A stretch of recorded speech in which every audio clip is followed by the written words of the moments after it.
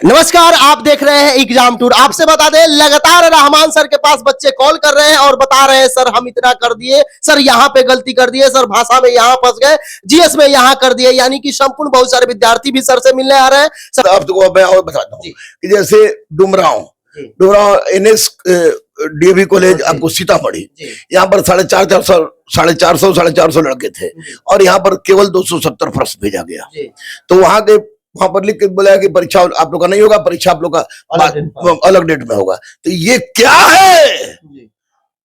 ये अधिकारियों की गलती है। अतुल प्रसाद चिन्हित करे, सरकार चिन्हित करे कि किसके आप 450 जानने की 450 कैपेसिटी है और 270 क्वेश्चन भेज रहे हैं। कैसे ये कैसे हो गया? इसको जांच करके उस अधिकारी पर या जिस व्यक्ति के माध्यम से इस तरह की गलती हुई है उसको कम से कम निलंबित तो जरूर किया जाए। यह हमारे जो भी अभ्यर्थी हैं ध्यान देंगे, आज जो एग्जाम दिए हैं वो भी ध्यान देंगे और कल जो एग्जाम देने वाले हैं एक एक बिंदु पर चर्चा करेंगे। यानी कि क्या लेवल कल का रह सकता है, आज का लेवल क्या है, क्या आप इसमें अंक स्कोर कर पाए हैं तो उतना पर आप सुरक्षित है। यानी कि एक तरीका से देखा जाए ये कट ऑफ नहीं होगा, क्योंकि आज के स्कोर में आप कितना कर पाए हैं, जिन अभ्यर्थी का एग्जाम था वो किस लेवल तक बनाए हैं, कितना स्कोर कर रहे हैं, उस पर भी चर्चा करेंगे। सर आपका स्वागत है एग्जाम। बहुत बहुत धन्यवाद, बहुत बहुत धन्यवाद। सर जिस तरीका से आज का लेवल रहा, प्रश्न रहा, सर एक इससे इतर प्रश्न है, आज समय बढ़ा दिया गया। बहुत सारे विद्यार्थी हमसे बाद में बोल रहे थे या कैमरा पर भी बोल रहे थे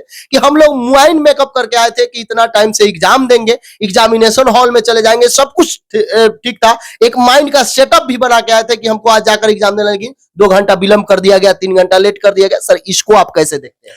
देखिए, एक बात तो मैं स्पष्ट रूप से कहूंगा कि निसंदेह अतुल प्रसाद एक अच्छे अध्यक्ष है और बीपीएससी को लंबे समय के बाद, एक बहुत खाली जगह के बाद आपको अतुल प्रसाद जैसा अध्यक्ष मिला है जिसने बीपीएससी में रेडिकल चेंज लाया है।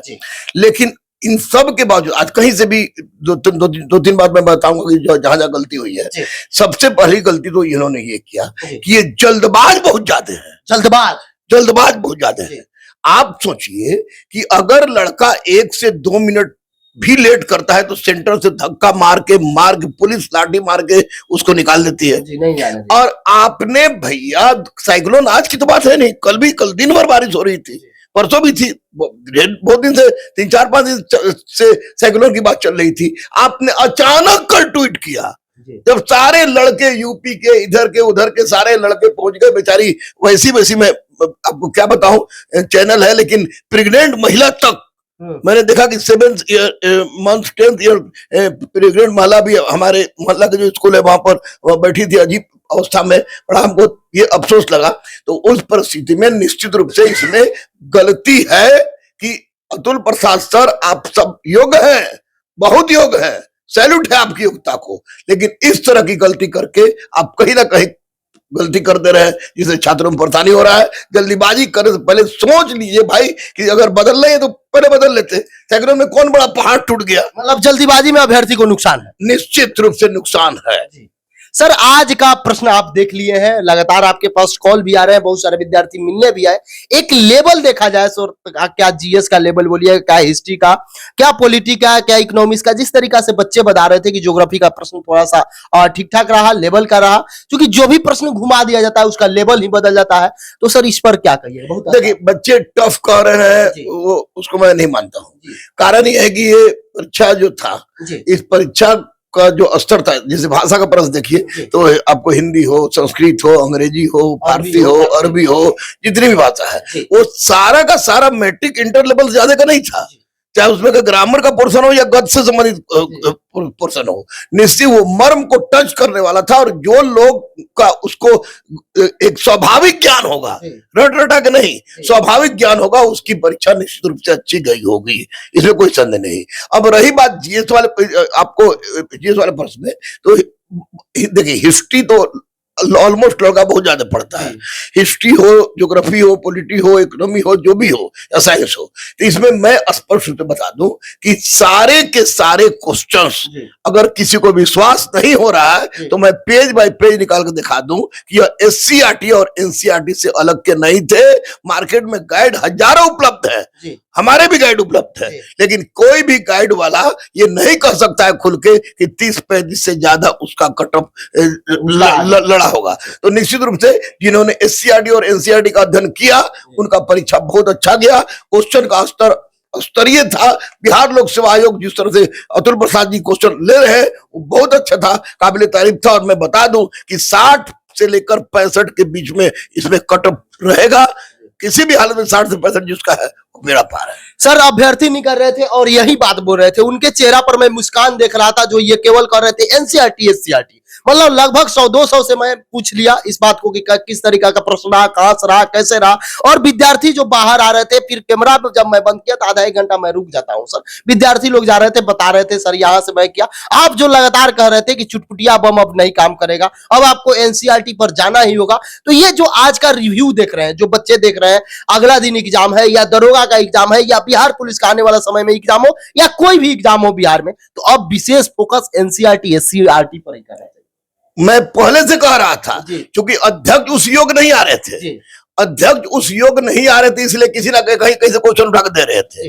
मैं पहले से कह रहा था, आज भी कह रहा हूं कि एससीईआरटी और एनसीईआरटी बिहार में होने वाले तमाम परीक्षा, यहां तक यूपीएससी के लिए भी अब स्पाइनल कोड हो गया है। जो एससीईआरटी और एनसीईआरटी को इग्नोर करेगा वो भले रिटर्न पास कर जाए लेकिन मेरिट में उसका नहीं होने वाला है। और इसलिए एससीईआरटी एनसीईआरटी को पढ़ना ही पड़ेगा। यह मेरुरज्जु दंड है सफलता का, मेरुरज्जु दंड है। सर कितना पर बच्चे अभी तो जा रहे हैं, बच्चे भी जाते हैं, तो अब नेट का जमाना है। ये सोचते नहीं है कि कोई डालेगा तब मिलाएंगे, अपने ही जिस क्वेश्चन पर डाउट होता है। क्योंकि अभ्यर्थी जितना मेहनत करते हैं, जिस तरीका से बाहर से आते हैं, 2 घंटा ट्रेन में जाएंगे, फिर भी नेट खोल के सर्च करते रहते हैं, इस प्रश्न का आंसर क्या होगा, इसका क्या आएगा। गूगल हो या यूट्यूब हो या इंस्टा हो, कहीं भी सर्च करते हैं। सर उस अनुसार से देखा जाए, जिस तरीका से कई सारे अभ्यर्थी आपसे मिलने आए, आपको भी बताया सर ये प्रश्न ऐसे हुआ, सब प्रश्न भी दिखा रहे थे। सर क्या अनुमान है सुरक्षित स्कोर की बात करें आज के लिए? 60 से 65, 60 से 65 डन डन डन। इसके बाद लोग कोई 100 कह दे के मार दिए, उसके बाद दूसरा है। लेकिन 60 से 65 के अंदर जो है वह निश्चित रूप से 60 से 65 जिसने टच किया है सही, उसका सुरक्षित है, पूर्णतः सुरक्षित है। कहे तो कोई अतिशोक्ति नहीं। कल के लिए क्या कहिएगा, आने वाले समय के लिए शिक्षक अभ्यर्थी का क्या कहिएगा, या दरोगा हो या कोई भी, उनको आप क्या संदेश दीजिएगा इस एग्जाम से, कल और आज का जो आप देखे, जो एनालिसिस किए, उस पर क्या कहिएगा? देखिए मैं तो स्पष्ट रूप से बोलूंगा कल और आने वाले जितने भी परीक्षा के लिए कि जो लड़के एससीईआरटी एनसीईआरटी पढ़े उनका परीक्षा निसंदेह बहुत अच्छा जाएगा। घबराने की आवश्यकता नहीं है। दरोगा वालों के पास भी अब समय नहीं है, केवल 7 दिन बचा है, तो केवल रिवाइज करे, क्वेश्चन बनाए और कल वाले ये सोच के जाए कि हमको किसी भी हालत में 65 क्रॉस करना है। तो अगर वो 65 क्रॉस कर जाते हैं तो कल भी उनका स्कोर सुरक्षित हो जाएगा और उनका रिजल्ट सुरक्षित हो जाएगा, वो पास कर जाएंगे। हिम्मत नहीं हारेंगे, किसी भी परिस्थिति में हिम्मत नहीं हारेंगे। गाइड से क्वेश्चन लड़ता है 30-35 से ज्यादा नहीं लड़ता है। यह मैंने देखा है, यह मैं देख रहा हूं, मेरी भी गाइड थी लेकिन मैंने देखा। लेकिन एससीईआरटी और एनसीईआरटी रामबाण साबित हुआ है।